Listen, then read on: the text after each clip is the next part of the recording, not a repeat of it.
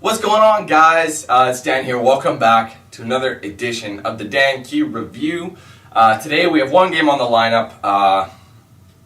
It's been a while since that's been true, but anyways. And I am referring to Crysis 3.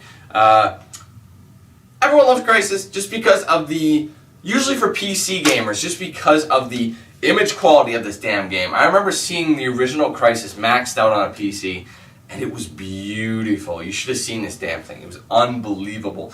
But that's, unfortunately, I got it on console just because I don't trust my PC that much anymore. Even though it's good and it can run games maxed out, the parts are getting older, which is why PC gaming is such a bitch. It drains your wallet, man. It really does. So anyways, before we get into this game, I'm going to give you guys the summary of Crysis 3. Alright? It is available on Xbox 360, PS3, and PC. It is a first-person shooter developed by Crytek and published by Electronic Arts. Alright, let's get into Crysis 3. Now, what was the biggest thing for me about Crysis? What do I like in video games? I mentioned this a million times, and I'll continue to mention it a million times more. I love single-player experiences. I'm not so much one for multiplayer. I'm usually the guy who's like, wants a good single-player experience, doesn't even care if the game is multiplayer. If it gives me some replayability, different selections, different options, so I get a new experience each time, that's a good game to me.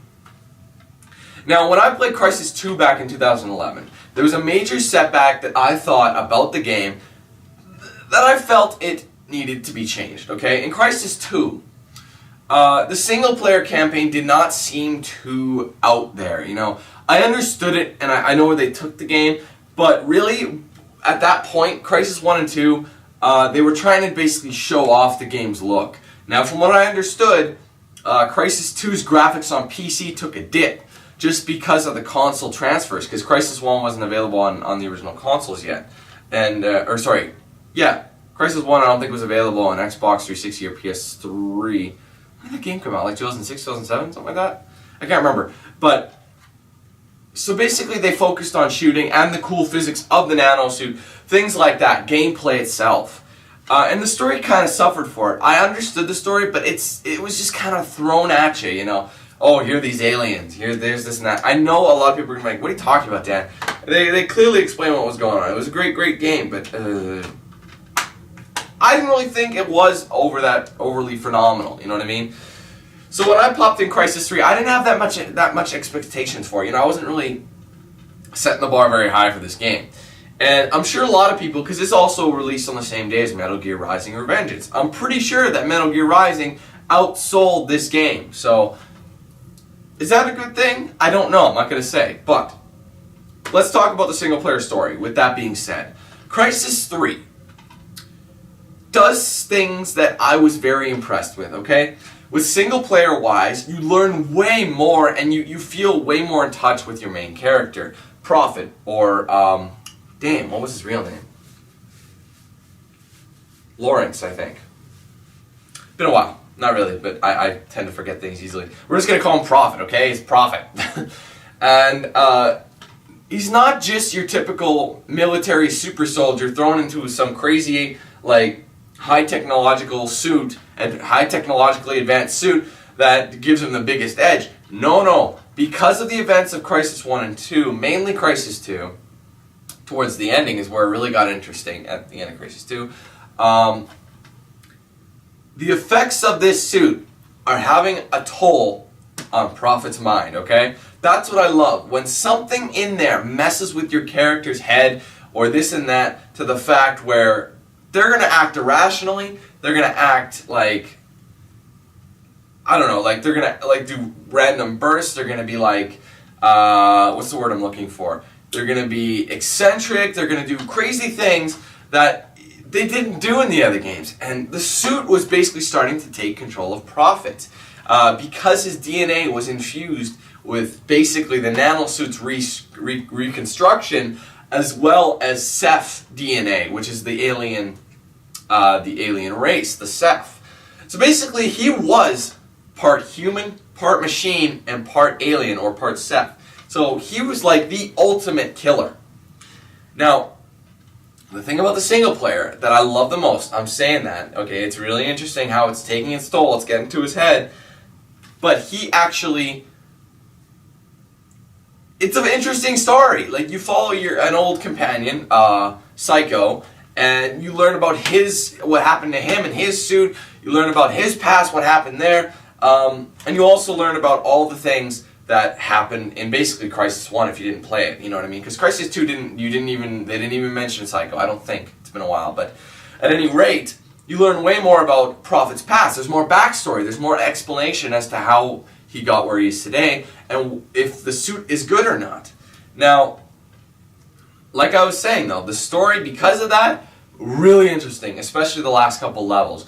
Really cool how they really implemented it, you know, and especially how it ended too. I was satisfied with this game's ending. And most of the time with first-person shooters, you're not given that much, you know. You're given, you know, just, okay, the main goal was shooting, just blah, blah, blah, blah, blah, blah, blah, blah, new weapons, new upgrades, that's it. Storyline, they couldn't care less, right? So, I was pleased with the story, I had a lot of fun with the story, and I'm glad I played this game. So, cool in that sense. How long is it? It's not ridiculously long. I think I beat it in about 6 hours. I think that's what it was. Let's see, does that make sense? A little longer than 6 hours, maybe 7, 6.5, 7 hours. That makes sense. So average game, average length game, not too bad. However, with the storyline being good, and I myself being entertained by it, there are some downsides about this whole thing. Okay? One of the biggest things is the lack of change in gameplay from Crysis 2 to Crysis 3. Basically the same thing. They added a new thing where you could upgrade your suit, kind of like a slot machine style, where you could sync up your one code. You could, like for example, you have an ability that maybe increases your stealth, like cloaking device, so it goes into cloak way faster. You have maybe a more armor on you, so your armor's stronger. You have a higher health bonus. Now here's the thing, you can only select 4 of these upgrades at a time. And for me, I felt like the first 4 that I picked were the best all around. And any other upgrades that required like a crap load of upgrade points to spend really didn't seem like they worked for my gameplay style. So I'm like, what's the point of even upgrading in this game? The upgrade system, I think they should have let you keep every single upgrade applied at all times. That makes sense, because then you make the game way more enjoyable, instead of being like, what am I going to do here? You know what I mean? Like, that's the whole idea with Crysis. It's cool, because you could go through the game, stealth, full-on action, take different routes. There's so many different ways you can get to your goal, which is really cool about a first-person shooter, especially. But the fact that those upgrades, they basically didn't do much for me. And I thought, you know what? The upgrade system needs advancement. If they let you keep the upgrades, every single one, my character probably would have been maxed out and it would have been way better towards the end of the game. So back to what I was saying about Crysis 2. It feels the same. Gameplay isn't really all that new. In campaign, that's really all I need to say about it. It was a really great story, but the gameplay just felt the same. It's like I was playing Crysis 2 expansion pack or something like that. You know what I mean?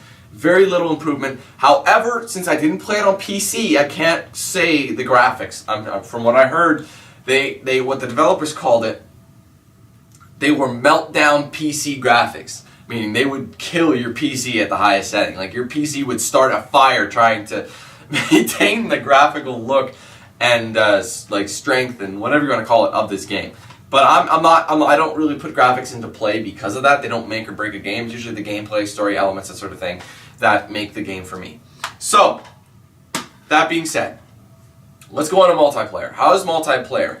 One of the things I liked about the multiplayer, they added way more game types. There were way new ones. There was one of my favorites was called Developer's Choice, which basically, I don't know how often they change it, but they change it so you get like a specific map, few maps, specific stipulations that normally would not be in a generic Crysis game type. For example, the one I did, so much fun. You're basically given a single pistol with low health. Basically kills really quick. It reminded me of SWAT from Halo, very similar. So I love that type of game type. And you had your team deathmatch, your capture the flag, your assault type game types. They were all there, and there was a lot to do.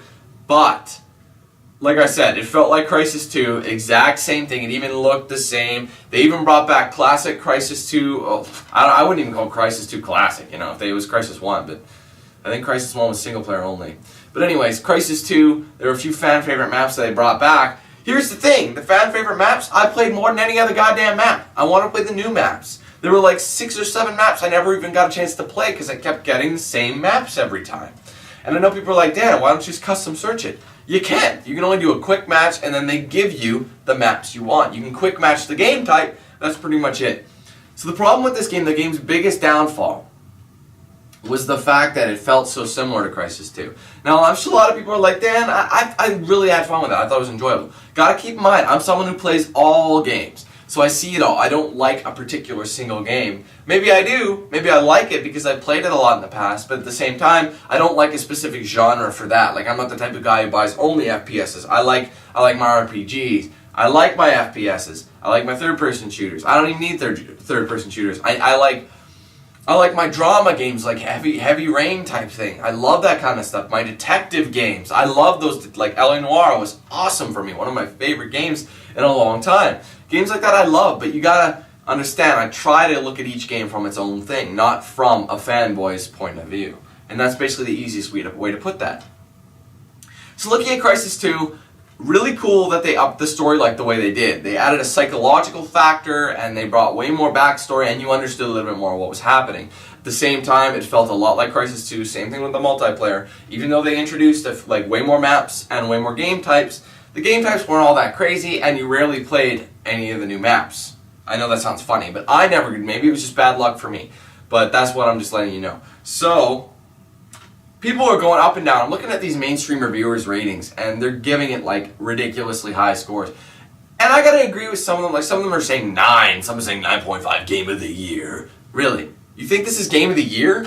Really? It got outsold by Metal Gear Rising. It doesn't matter. People already had that. I don't know. Whatever. People who bought both, probably would say they enjoyed Metal Gear Rising more than this. I personally didn't, because long story, Metal Gear Rising, okay? It's on my Facebook and Twitter if you want to check out what happened with that.